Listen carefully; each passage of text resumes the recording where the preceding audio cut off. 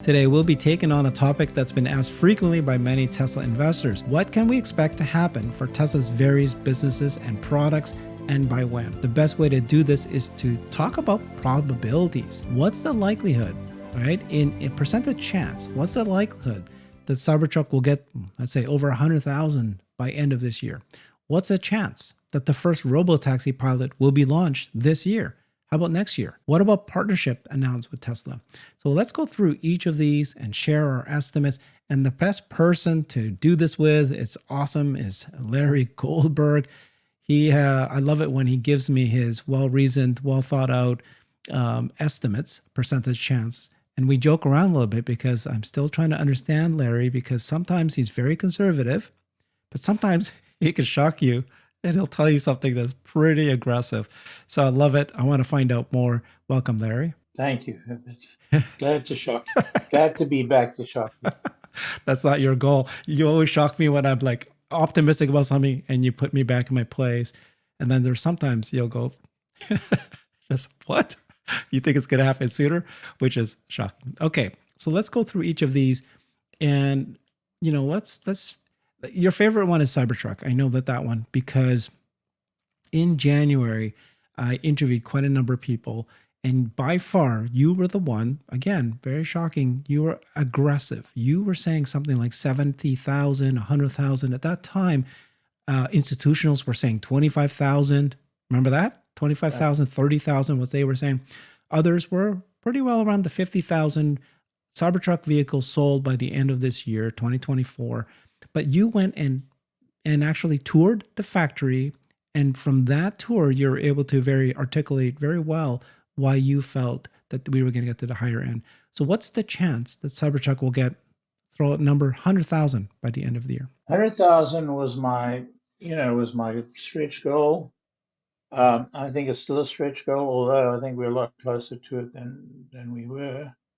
I think we're probably in the range of 20 to 25,000. I think we'll be at close to 25,000 by the end of the first half of the year, end of June. And those are $100,000 to $120,000 trucks, by the way. Mm-hmm. So I think we have a shot at the 100,000. So because it's a shot at the 100,000, I think we're below the 50% mark. We're in the 40% range. Okay. I think the 75,000, I think we got 100% range. So I think that's the okay. That's the range. Okay, gotcha. Very confident about 75,000 and about 40% confidence that it'll be 100,000. And I think we've heard now that we're at a 1,000 per week run rate. We didn't know if that was just a spike or if that was a regular scale, thing that they're able to do now. What's your estimate of how fast that scale will rise? Yeah, I think it's gonna double like overnight when the second stainless steel bending forming machine gets operational. And that's a mystery to me. I think that they're busy keying that in. I could be wrong. If I'm wrong, it's just binary. It's not happening. So I think there's a fairly good chance that it happens early in the third quarter. But there's a high level of certainty in the fourth quarter. Okay.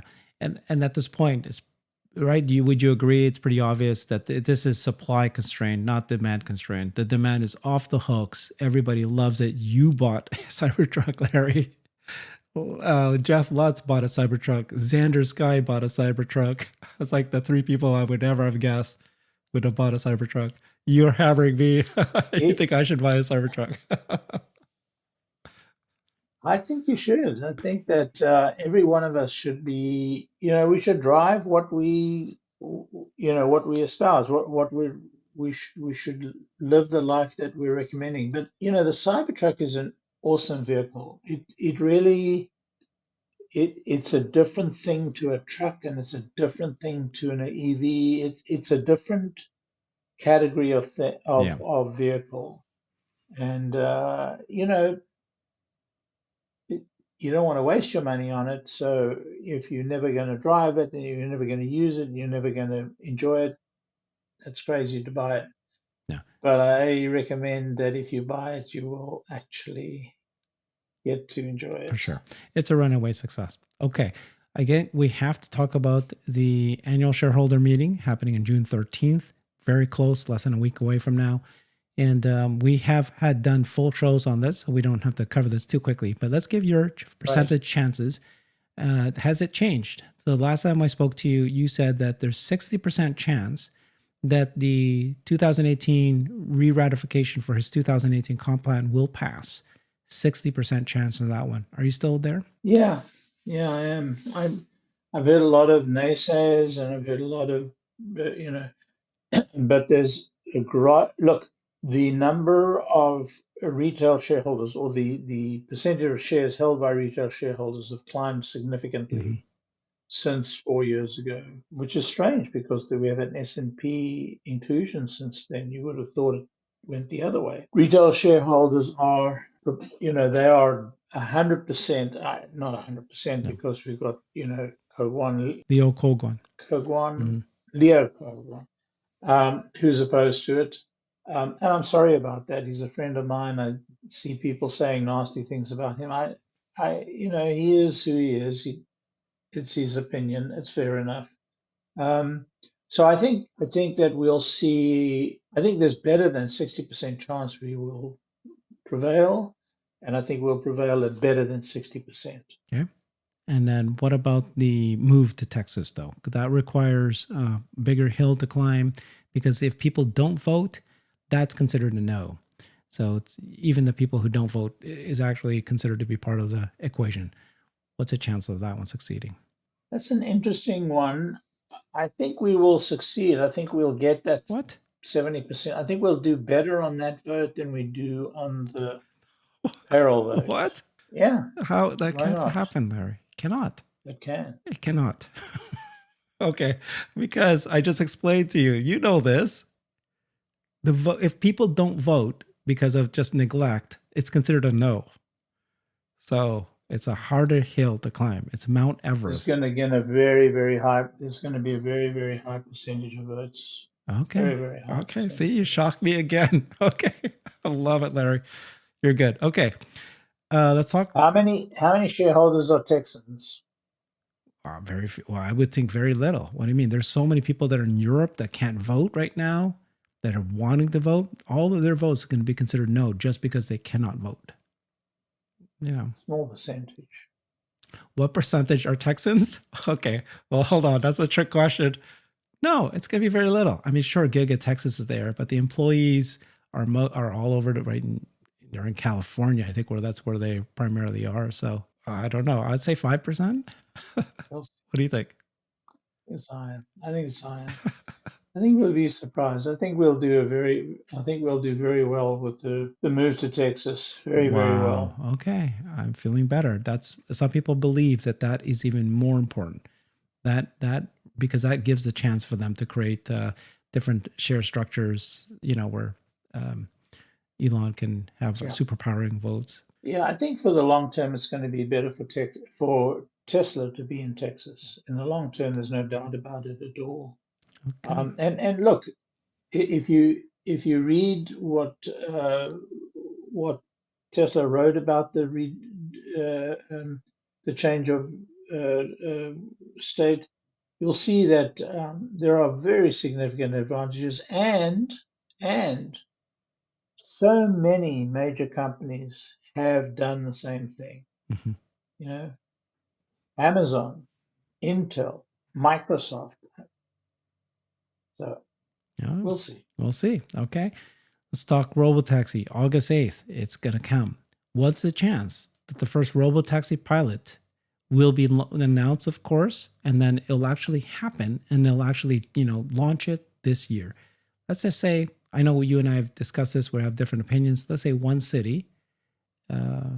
Doesn't actually matter. Just when is the first one? They're going to go, we're going to do a pilot here this year. What's the chance of that? 0. Okay. I love it. This year. Okay. This year. pilot. Zero. It depends what you mean by pilot. Mhm. I think that they will they'll roll out the app. They will provide all the functionality, a lot of the functionality on the app. But I don't see a test. Now, will they provide a test with drivers? Um, that's a possibility. That's a possibility, but I don't think it'll happen this year. Interesting. Okay. Well, you and I differ on that one. I think that they could, if they wanted to, launch a just like they did with Waymo and Cruise. They pick one city. They have very limited geography. They have tele operations. I don't think that that's what they're going to do. That's why they haven't done it. But they'll do something where they need to pilot, and they're going to pilot it soon.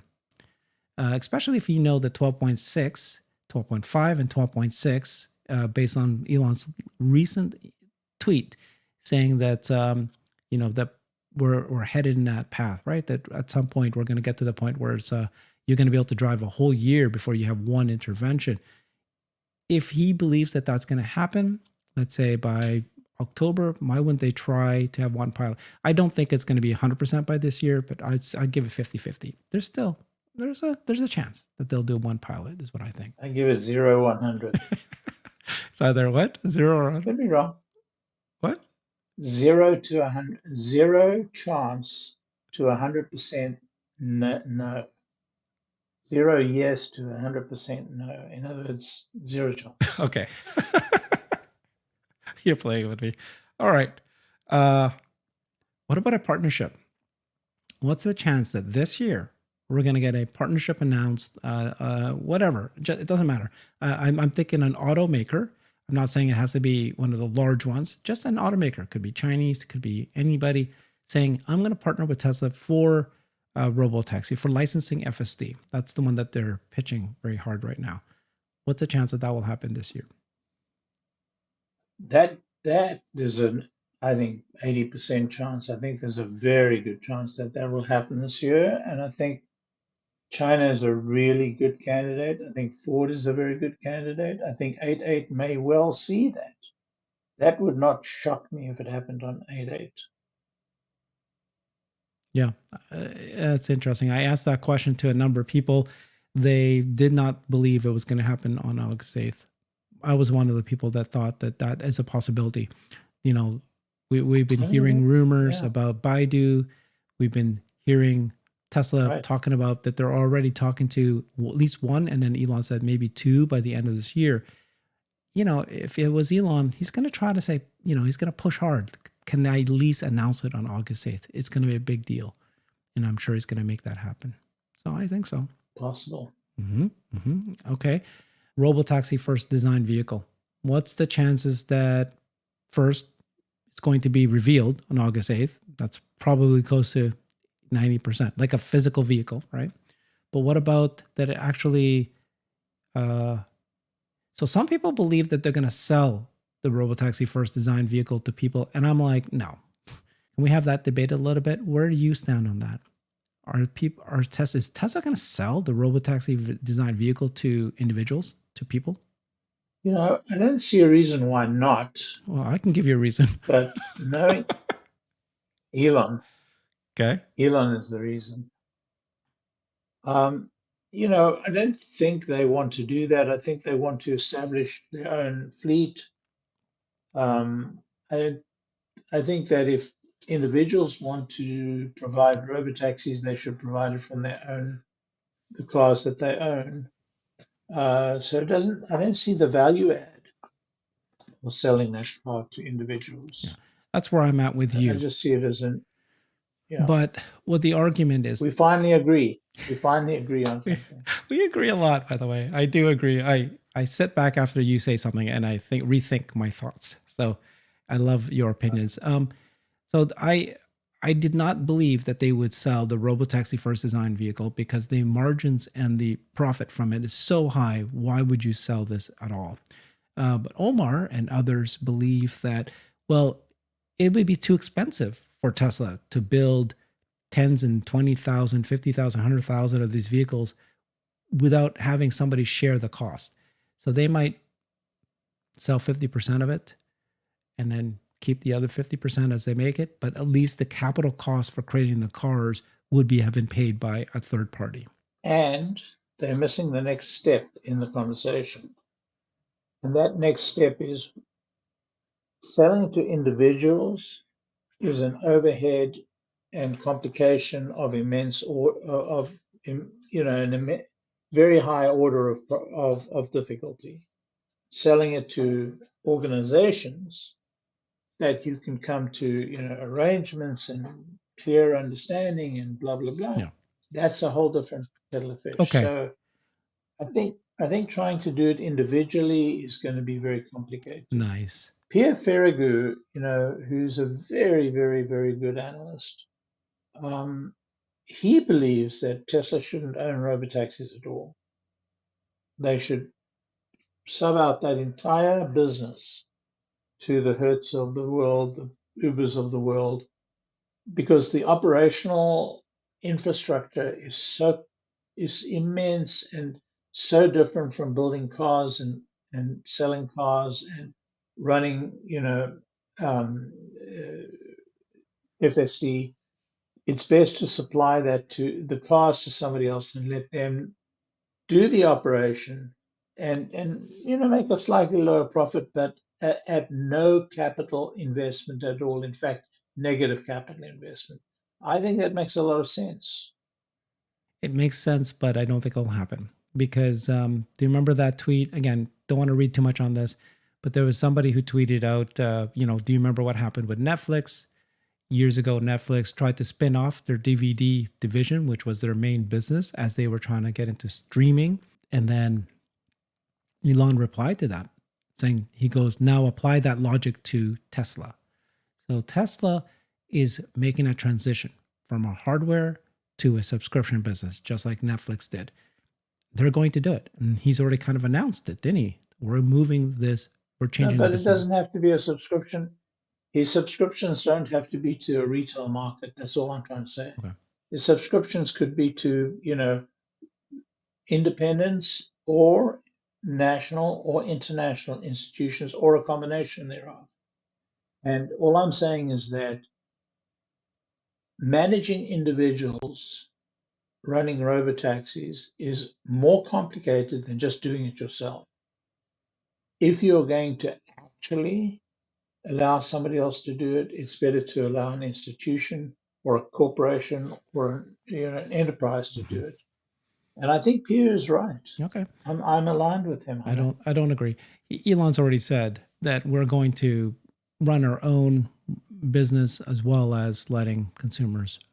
He needs fleet managers, but they're going to have their own robotaxi. If he has his own robotaxi, I'm not saying he won't do that. But if he does that, that doesn't change the argument I'm making, and that is, don't give it to individuals. Give it That to I agree. institutions. That I agree with you. I think individuals can buy the drivable cars, the X's and Y's, and then rent those out. But the robotaxi design vehicle will be either owned by Tesla or, as you're saying, sell to fleets, big, large companies who can manage the fleet management, which he needs to. Okay. That is good. What's a good question next? So the bot, what is the chances that the bot will be used by Tesla this year? I mean, very nominal use. I don't think it's going to happen this year. I've been saying that for the last 6 months or 8 months. And as we get to June, I think I've developed even more confidence. I think it's zero. Okay. You do know, and you follow this closely as I do, but they did say that the bots are, or a few of them, a couple of them are already in the Texas factory, but they're just there for training, right? But by the end of this year, they might actually be used like as an actual job.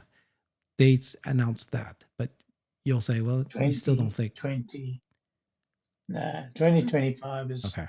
They may have a bot for show, but not for go. Yeah. Okay. Yeah. That's what they're saying. Okay.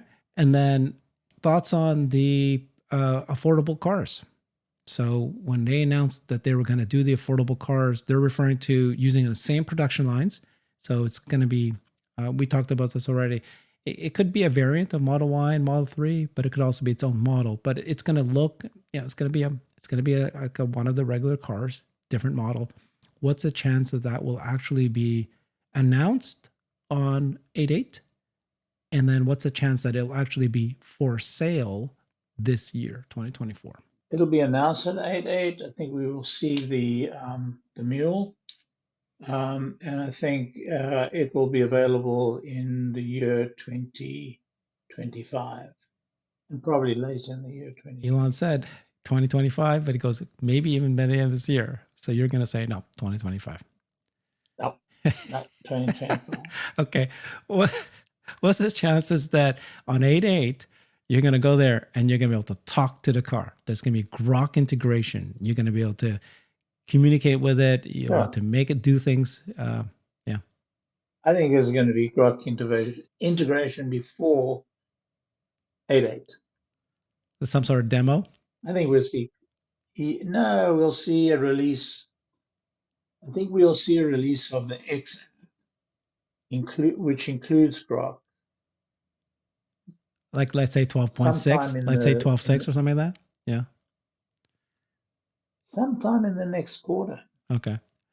Do you know that 8/8 is like 2 months away? Yeah, I do. 60 days away. We're 62 days away from there. It's next quarter. Next quarter, yeah. It's coming up fast. All right. That was fun. Thank you so much, Larry. Appreciate you. You gave me some real numbers. Got to ask you a lot of these questions. And we should do this more often and see if your numbers change. See if one day you'll go, you were right. You were right. I was wrong. What you're trying to see is just how wrong I can be. And, I think there's a fair chance of being wrong quite often. What's the chances you're going to be wrong, Larry? What's the percentage chance that you're wrong? 50-50? That's a fair chance. It's got to be higher. It's got to be lower than 50-50. Otherwise, you're just guessing. I think it's getting up. These are such complex futures. I think you're in the 60-70 chance of being wrong. Yeah. And then I do need to point out, though, that it's been fun with you because over the year, and I pointed out at least 3 things you predicted, you were dead on. And nobody else predicted these things. And I've got a whole list and I can't remember all of them, but you predicted all sorts of things that turned out right. How many have I been wrong on? Right. Few. I don't know yet. I gotta go. I don't try to follow that, but I should. Okay. Thank you so much, Larry. Appreciate it. All right, man. Follow him on X at TESLA Larry. Thanks all. Bye-bye. I've created a website that is the most comprehensive resource for the Tesla investor. Please check it out. Simply go to my website at herbertong.com.